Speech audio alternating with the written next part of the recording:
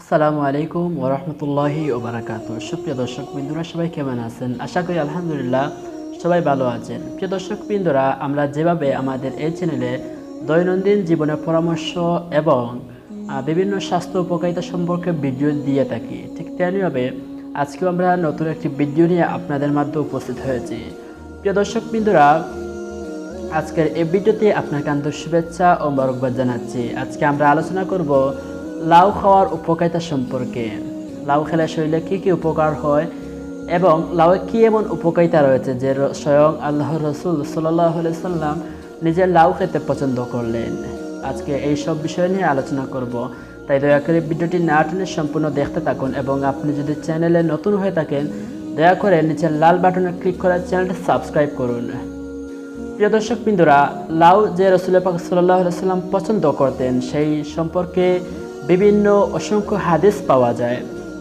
সেই হাদিসগুলোর মধ্য থেকে দুটি হাদিস আমি আপনাদের সাথে আলোচনা করব। হযরত জাবির রাদিয়াল্লাহু তাআলা আনহু বলছেন যে আমি একদিন রাসূল পাক সাল্লাল্লাহু আলাইহি সাল্লামের বাড়িতে গেলাম। সেখানে এক জায়গার লাউ দেখতে পেলাম। রাসূল পাক সাল্লাল্লাহু আলাইহি ওয়াসাল্লামকে জিজ্ঞেস করলাম, ইয়া রাসূলুল্লাহ, এটি কি? উত্তরে নবীজি বললেন যে এটি লাউ, আমরা অধিক পরিমাণে লাউ খাই।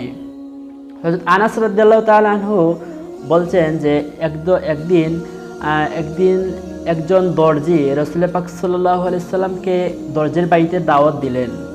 রাসূল পাক সাল্লাল্লাহু আলাইহি সাল্লাম সেই দর্জির বাড়িতে গেলেন। আনাস রাদিয়াল্লাহু তাআলা আনহু বললেন যে আমি দেখতে পেলাম যে নবী সাল্লাল্লাহু আলাইহি সাল্লামের সামনে যে খাবারগুলো রাখা হয়েছে সেই খাবারগুলোর মধ্য থেকে তিনি বাছাই করে লাউয়ের টুকরোগুলো আলাদাভাবে এনে তিনি পানাহার করছেন, লাউয়ের টুকরোগুলো বাছাই করে খাচ্ছেন। আনাস রাদিয়াল্লাহু তাআলা আনহু বললেন যে আমি তখন থেকেই লাউ খেতে পছন্দ করলাম বা লাউ খেতে শুরু করলাম। প্রিয় দর্শক বিন্দুরা, আপনার যদি কোষ্ঠকাঠিন্য হয় আপনি লাউ খেতে পারেন, এতে অনেক উপকার রয়েছে। আপনার যদি ওজন শক্তি হজম শক্তি কম থাকে তাহলে আপনি লাউ খেতে পারেন। লাউ খেলে এই সমস্যাগুলো দূর হতে পারে।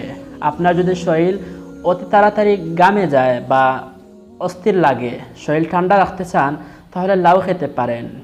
এই লাউ খেলে এইসব সমস্যাগুলো দূর হয়। আসল প্রিয় দর্শক বিন্দুরা, দেরি না করে আমরা বিস্তারিতভাবে জেনে নেই যে এই লাউ খাওয়ার সম্পর্কে কী কী উপকারিতা রয়েছে।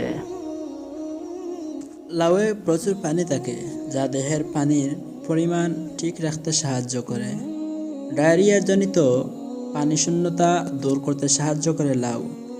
লাউ খেলে ত্বকের আর্দ্রতা ঠিক থাকে। প্রস্রাবের সংক্রমণজনিত সমস্যা দূর হয়।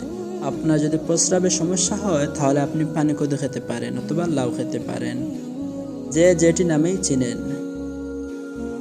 কিডনির কার্যক্ষমতা বৃদ্ধি পায়। আপনার যদি কিডনিতে সমস্যা হয় বুঝেন তাহলে আপনি লাউ খাবেন বেশি করে। উচ্চ রক্তচাপ বিশিষ্ট রোগীদের জন্য এটি আদর্শ সবজি।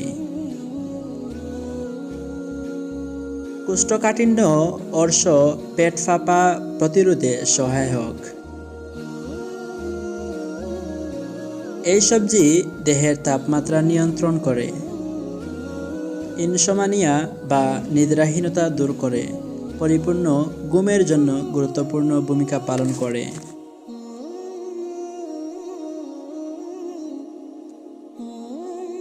লাউয়ে রয়েছে ক্যালসিয়াম ও ফসফরাস যা দেহের ঘামজনিত লবণের ঘাটতি দূর করে। দাঁত ও হাড়কে মজবুত করে।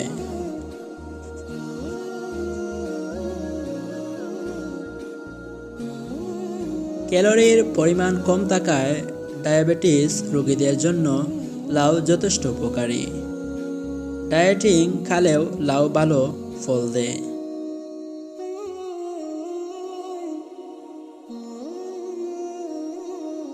চুলের গোড়া শক্ত করে এবং চুল পেকে যাওয়ার হার কমায়। আপনার যদি চুলের গোড়া শক্ত না থাকে অথবা চুল পেকে যায় অতি তাড়াতাড়ি, তাহলে লাউ খাবেন, এতে এই সমস্যাগুলো সমাধান হতে পারে।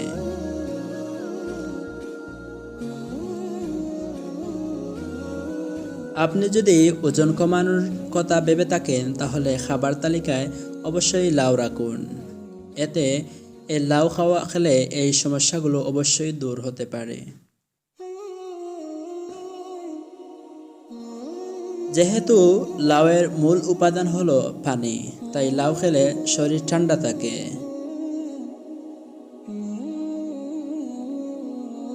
লাউয়ে আছে প্রাকৃতিক প্রোটিন ও ভিটামিন, তাই নিয়মিত লাউ খাওয়ার অভ্যাস থাকলে ত্বকের তৈলাক্ততার সমস্যা অনেকটাই কমে যায় এবং সৌন্দর্য বৃদ্ধি পায়।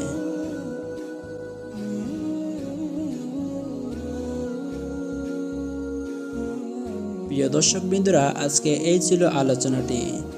যদি ভিডিওটি ভালো লাগে অবশ্যই ভিডিওটিতে আপনার মূল্যবান মতামতটি কমেন্টে জানাবেন এবং দয়া করে ভিডিওটি শেয়ার করবেন, সবার কাছে ভিডিওটি দেখার সুযোগ করে দিবেন এবং পরবর্তী ভিডিও সবার আগে পাওয়ার জন্য দয়া করে নিচের লাল বাটনে ক্লিক করে চ্যানেলটি সাবস্ক্রাইব করুন এবং পাশে বেল আইকনটি অন করে দিন।